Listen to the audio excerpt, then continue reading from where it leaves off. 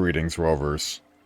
1.1 is a mere few days away, and I'm sure a lot of you have the burning question on your mind of, what exactly should I be doing to prepare for 1.1? Well, good news. In today's video, I'll be covering exactly that, going over everything you should be doing to prep yourself for Wuthering Waves 1.1, which comes out on June 28th. Before we get into it, did you know I'm currently running a giveaway? I'm currently giving away one gingi or one Chongli to one lucky winner, where I'll get on your account and pull it until I get it with my money. Join discord.gg/lolshinya for further instructions in the giveaway channel. Look forward to seeing you there.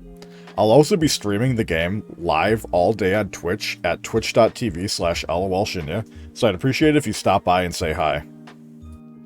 So first up, and arguably most important, make sure that you are finishing your story quest for 1.1. If you are not up to date on the story and have finished Act 6, you will not be able to get into the 1.1 story into Mount Firmament. So make sure you are completing this to get ahead of the curve, that way you're going to be able to get into 1.1 and immediately start the story. Secondly, and arguably more important if you're trying to be a true sweatlord for the release of 1.1, is making sure you are up to date on your databank, as we are going to be going to databank level 21. What this means is you need to go out and farm all of the current echoes and get them to the legendary status.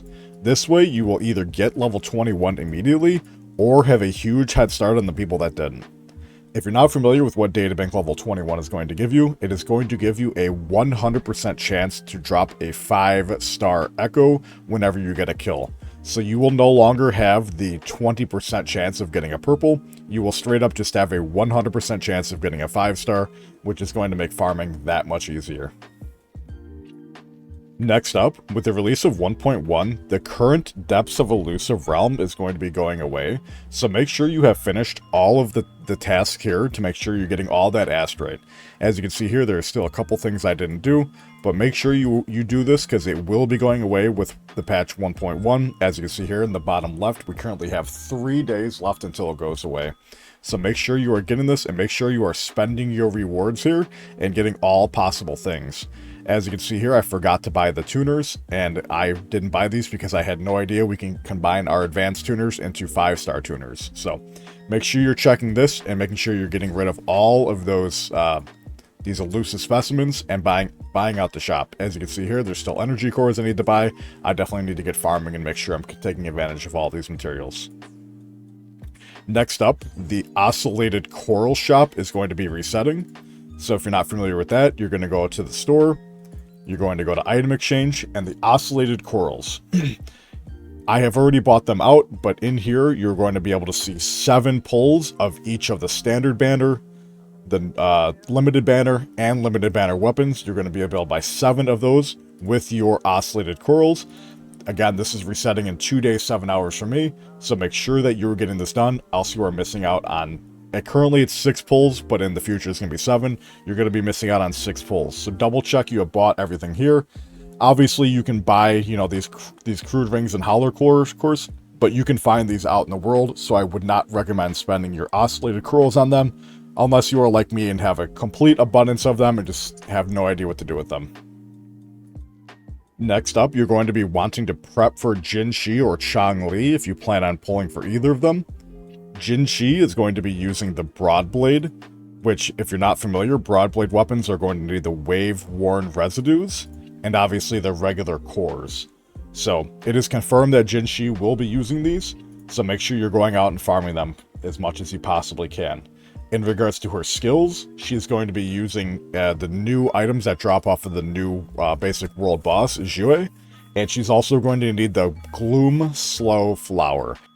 Currently, when it comes to the Gloom Slow Flower and the Pavo Plum for Chongli, these are going to be in the new area in Mount Firmament, so you're not going to be able to pre-farm these.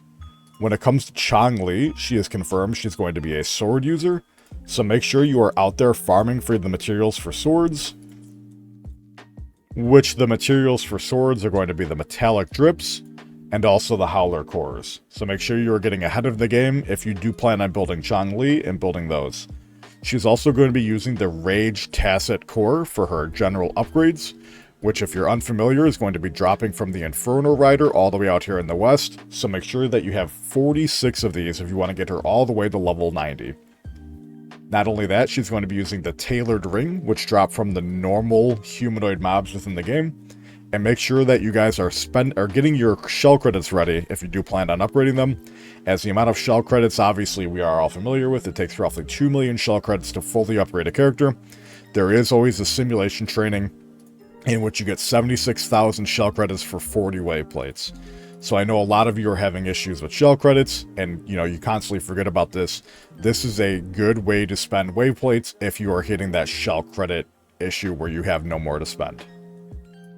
Next up, and arguably one of the more important ones, when it comes to upgrading echoes, you currently should not be upgrading your echoes. As with the release of 1.1, they will be reducing the amount of shell credits it costs to fully upgrade an echo. So as you can see, currently getting an echo all the way to level 25 is going to cost you 56,000 shell credits. Now, if you're doing this with 3 teams at, 5 echoes apiece, that is almost roughly 500,000 shell credits.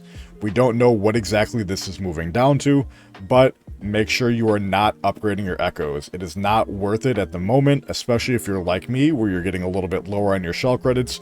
You need to make sure that you are very careful with how exactly you are spending these shell credits.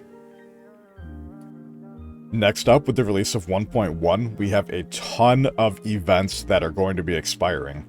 So currently, the Wuthering Exploration is going to be expiring at 1.1, which is going to be about 800 asteroid, a ton of tuners, a ton of echo upgrade materials, and more importantly, the malleable elite class echoes, which you are going to be able to use to guarantee that echo for that specific set with the specific damage. So this is it right here. Please, for the love of God, when you do use these, make sure you are doing research on exactly which one you want, as once you hit that confirm button, you are locked in and you're no longer able to go back. These are the most important rewards out of any single event that we are getting, so make sure you are taking advantage of this event. Again, it's ending with 1.1, so make sure you are on top of it. The next event that's ending is Ascendant Aces. This is just the preview sort of trial for the characters. Make sure you go and do these. This is a free source of asteroid, free source of leveling materials. Solitary Path. This is Yin Lin's quest herself. This is not going away. It may say it is ending in 2 days and 7 hours, but it is simply going away from the event screen. So don't freak out. You do not need to do this prior to 1.1. The companion quest will remain in the game post 1.1 and will, if I had to assume, will be in the game forever, so don't freak out on doing these. The next event that's ending is Alloy Smelt. Make sure you're getting this done because it is ending with 1.1.